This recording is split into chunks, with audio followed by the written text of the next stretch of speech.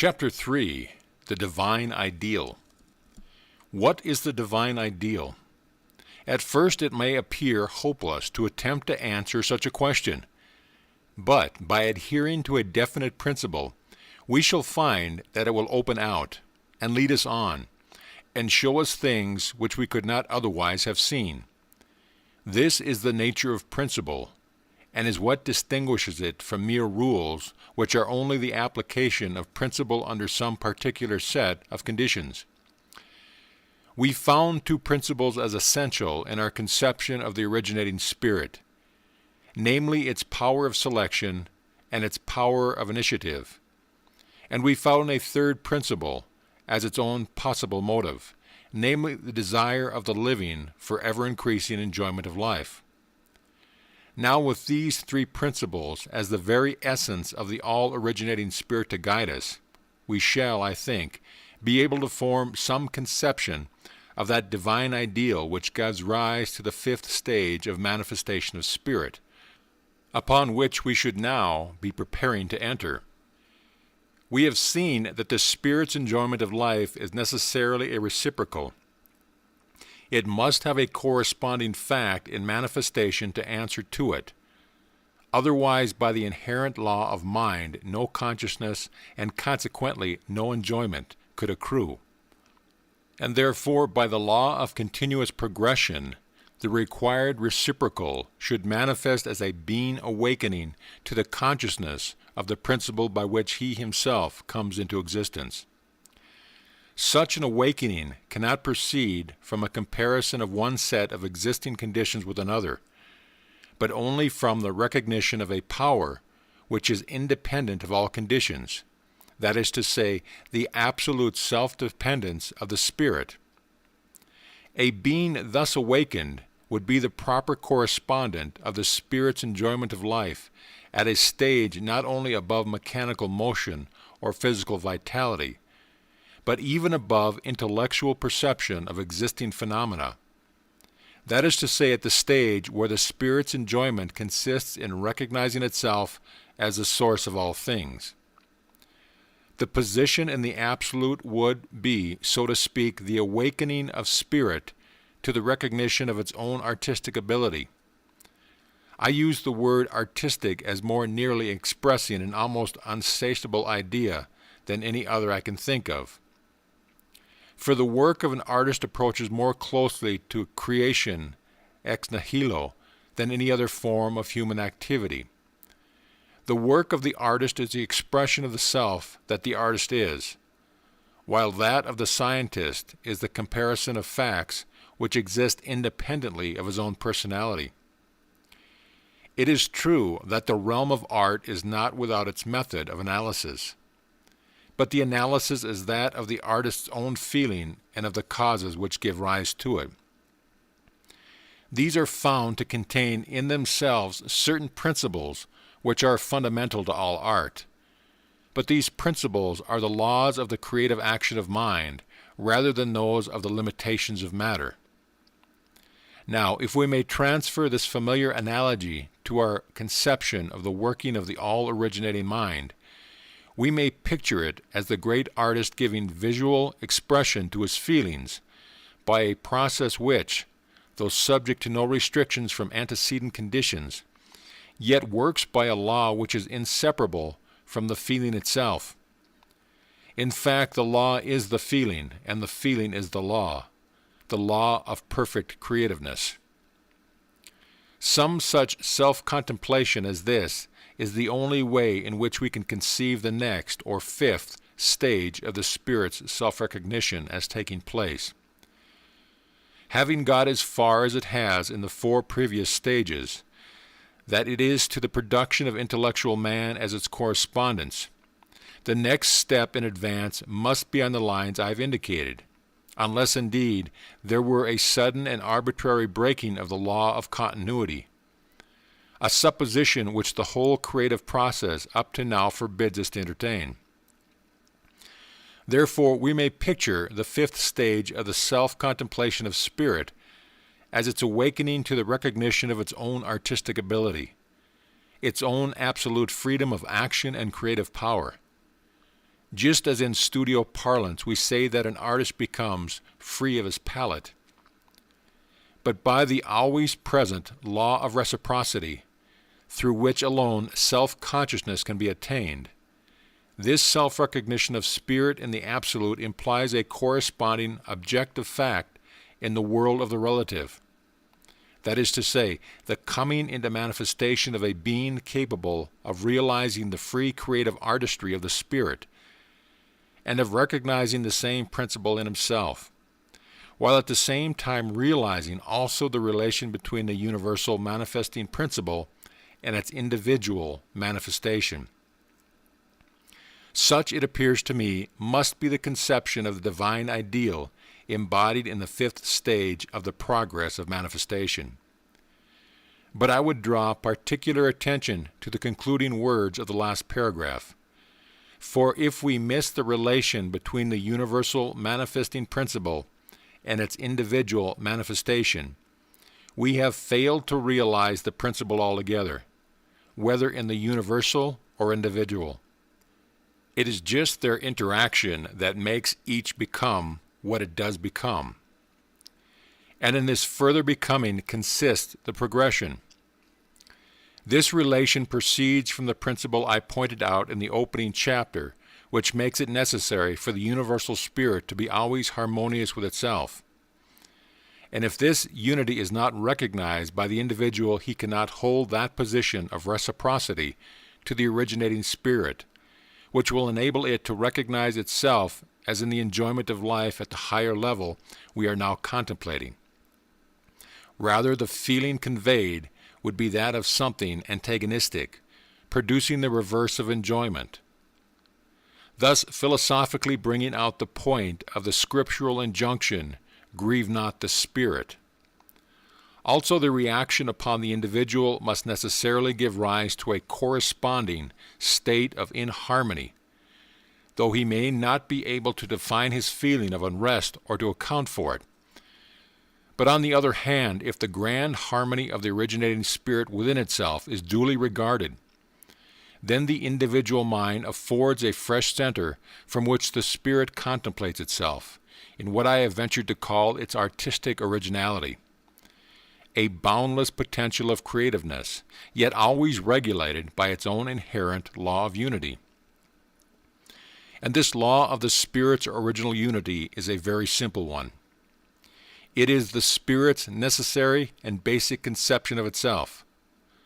A lie is a statement that something is, which is not. Then, since the Spirit's statement or conception of anything necessarily makes that thing exist, it is logically impossible for it to conceive a lie. Therefore, the Spirit is truth.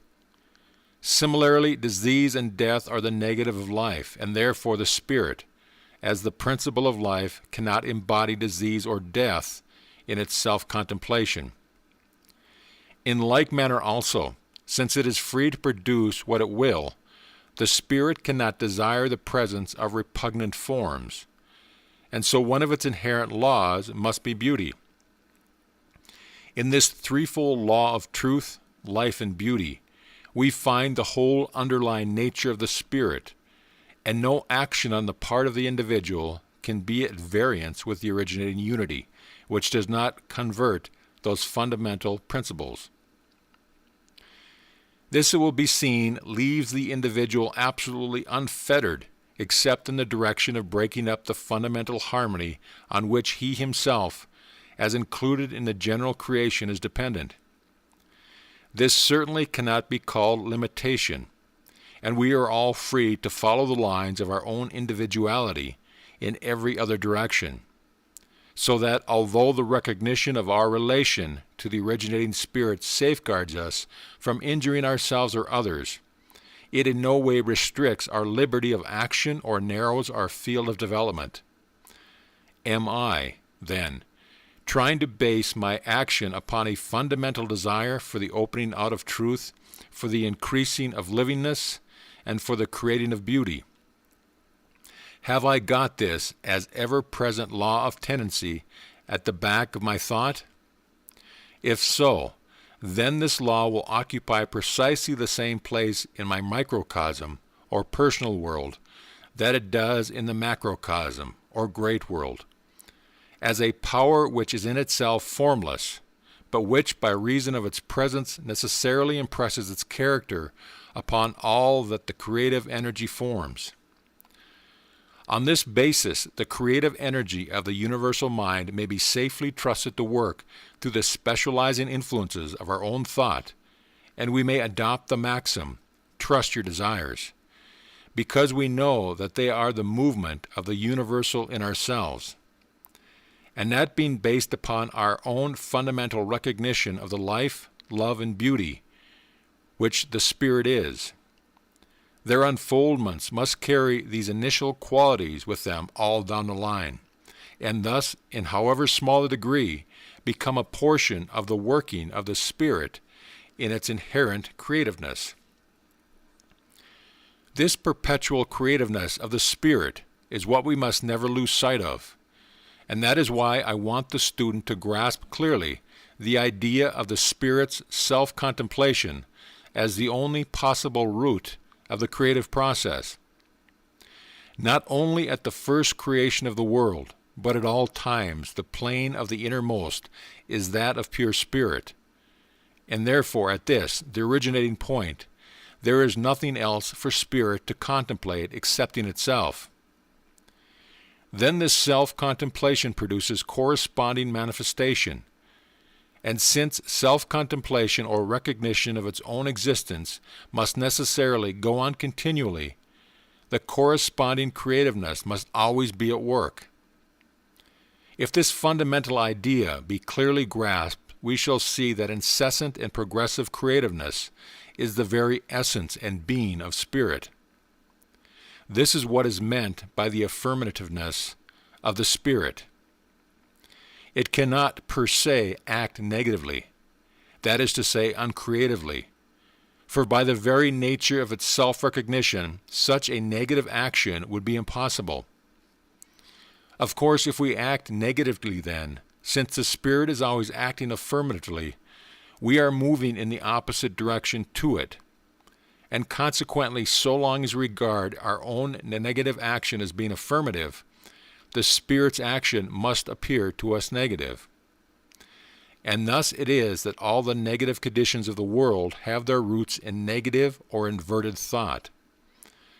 But the more we bring our thought into harmony with the life, love, and beauty which the Spirit is, the less these inverted conditions will obtain, until at last they will be eliminated altogether. To accomplish this is our great object. For though the progress may be slow, it will be steady if we proceed on a definite principle. And to lay hold of the true principle is the purpose of our studies. And the principle to lay hold of is the ceaseless creativeness of spirit. This is what we mean when we speak of it as the spirit of the affirmative. And I would ask my readers to impress this term upon their minds.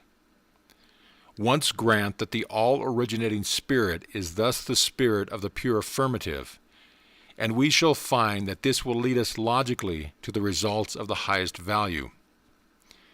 If, then, we keep this perpetual and progressive creativeness of the Spirit continually in mind, we may rely upon its working as surely in ourselves as in that great cosmic forward movement which we speak of as evolution.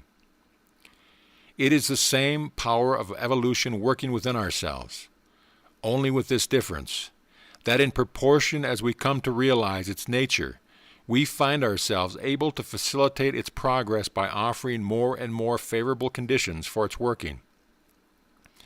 We do not add to the force of the power, for we are products of it, and so cannot generate what generates us. But by providing suitable conditions, we can more and more highly specialize it. This is the method of all the advance that has ever been made. We never create any force, but we provide special conditions under which the force manifests itself in a variety of useful and beautiful ways, unsuspected possibilities which lay hidden in the power until brought to light by the cooperation of the personal factor. Now it is precisely the introduction of this personal factor that concerns us, because to all eternity we can only recognize things from our own center of consciousness, whether in this world or in any other. Therefore, the practical question is how to specialize in our own case the generic originating life, which when we give it a name we call the Spirit. The method of doing this is perfectly logical when we once see that the principle involved is that of the self-recognition of spirit. We have traced the modus operandi of the creative process sufficiently far to see that the existence of the cosmos is the result of the Spirit's seeing itself in the cosmos. And if this be the law of the whole, it must be the law of the part. But there is a difference, that so long as the normal average relation of particles is maintained, the whole continues to subsist, no matter what position any particular may go into, just as a fountain continues to exist no matter whether any particular drop of water is down in the basin or atop of the jet. This is the generic action which keeps the race going as a whole. But the question is, what is going to become of ourselves?